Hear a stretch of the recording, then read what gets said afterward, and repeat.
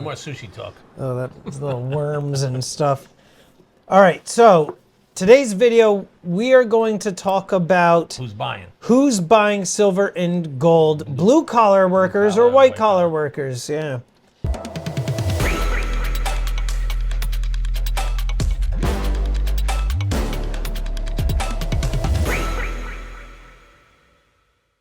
All right, so Andrew, blue collar workers. I would typically I see a lot of these, a lot of blue collar people. Like blue collar, we're talking the people in the trades. We're talking mechanics, plumbers, painters, landscapers, construction workers, right? White collar, we're thinking investment bankers, lawyers, teachers, right? Office workers. So they definitely buy in bigger, different quantities. Who do you primarily see work the most? Probably a lot more blue collar. Blue collar. Buying they stop in once every other week, buy a 10-ounce silver bar. They like plug away at it. A couple ounces here and there, but they come more frequently. Yes. They're repeat. Right. When I would go to other coin shops and what have you, like those are the types of people I would see walking in and out. They would come in right after work, cigarette. You see them like throw their cigarette on the ground, right? And then they walk in and then they buy, a 1/10 ounce of gold, maybe like 5 silver eagles, and then they go about their way. A couple $100. But I do see a lot of white collar buyers also. Well, I would imagine you would because you're business to business, so you've got that aspect. But I could fill orders. I could fill big orders. And the white collar guys are buying large. They pay by wire transfer. They want bigger amounts, and they're a lot more analytical. Or they want to know exactly what they're being sold, what they're paying over.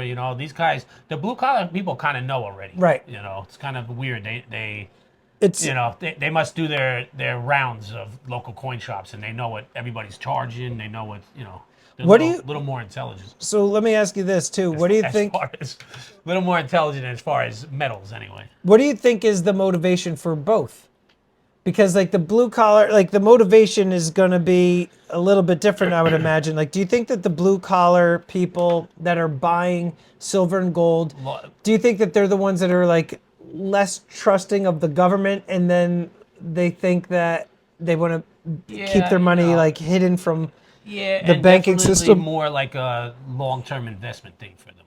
So what do you think the white collar buyers are doing? I get some of these people. I have a woman customer who she flips real estate, and in between she'll sell a house, and instead of keeping the money in the bank, she'll buy gold kilo bars, and she'll sit on that until she sees another property, maybe 6-8 months down the road.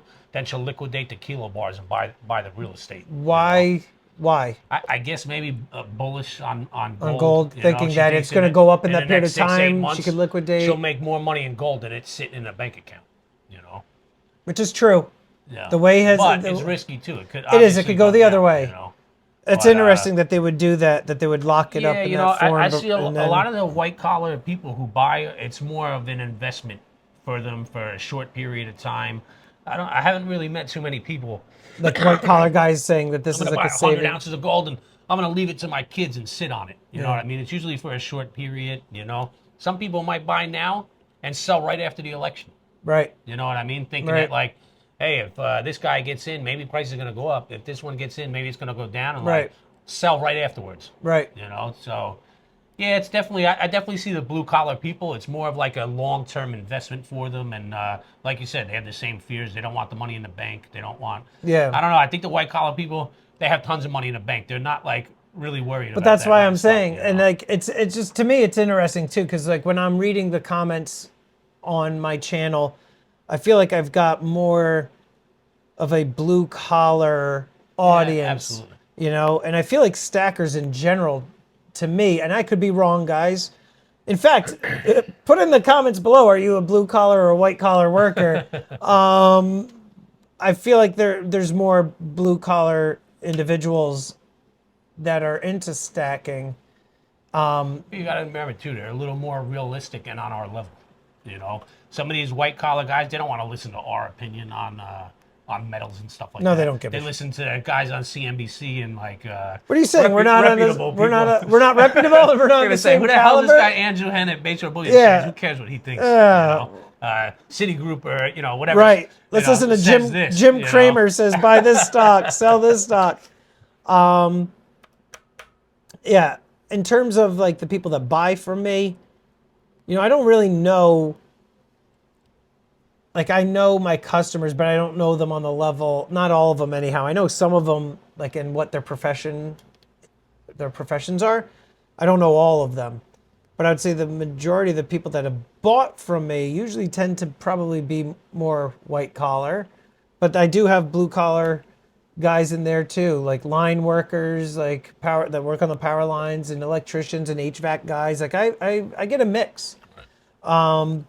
But it's just interesting to me because it's like you essentially view those two different, I guess, areas of work, and yet there's still an interest in metals from both. Right.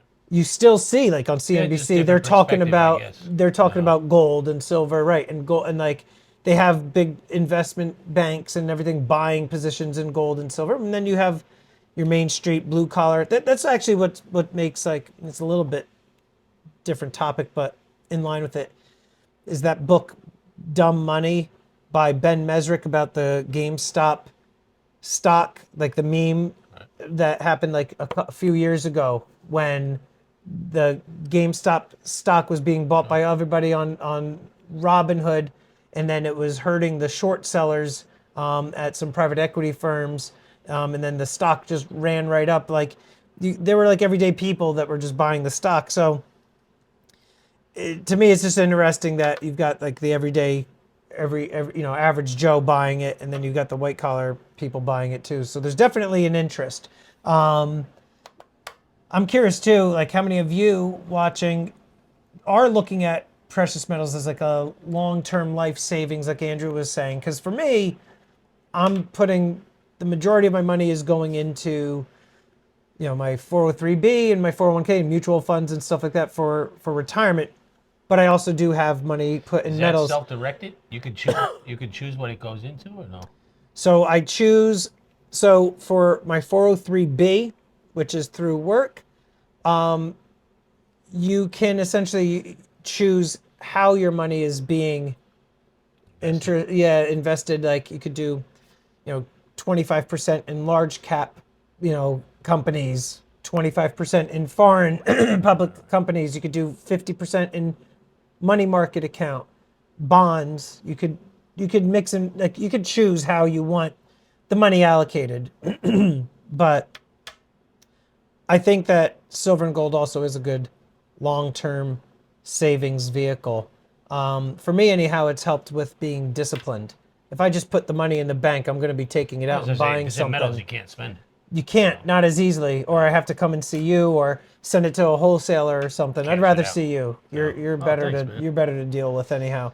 Guys, let us know in the comments below. Are you a long-term saver with precious metals, or are you somebody that's just kind of temporarily holding it? Also, are you a blue-collar or a white-collar individual? Check out my friend's website. Yeah, man. BayshoreBullionExchange.com. EmpirePreciousMetals.com. And every Tuesday night, 6 p.m. Eastern, I have auctions here on YouTube. And we will see you guys next week.